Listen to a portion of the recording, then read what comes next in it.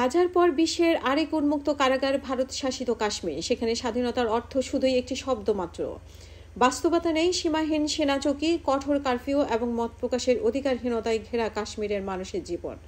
ভূরাজনৈতিক দ্বন্দ্ব, জাতিগত পরিচয় এবং ইতিহাসের গভীর ক্ষত একসঙ্গে মিশে একাকার হয়েছে এই বাস্তবতা, এবং সেখানে অধিকার নয়, নিয়ন্ত্রণ নীতি।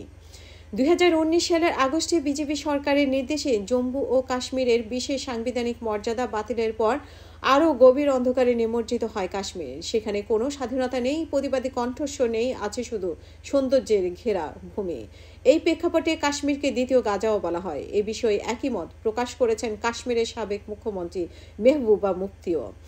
বলেছেন, কাশ্মীর একটি উন্মুক্ত কারাগারের মতো, যেখানে সবকিছু পর্যবেক্ষণ করা হয় এবং নজরদারিতে রাখা হয়। কাশ্মীরের বিশেষ উন্মুক্ত কারাগার হিসেবে অভিহিত করে মেহবুবা মুফতি বলে, 2019 সালে 370 অনুচ্ছেদ বাতিলের পর এখানকার জনগণ তাদের মৌলিক অধিকার হারিয়েছে। নিরাপত্তার অজুহাতে পুরো অঞ্চলকে যেন বন্দী করে রাখা হয়েছে। তিনি আরও বলেন, আপনারা দেখতে পাচ্ছেন, প্রতিটি দিন অতিবাহিত হওয়ার সঙ্গে সঙ্গে জম্মু এবং কাশ্মীর মানুষ আক্রমণের মুখোমুখি হচ্ছে।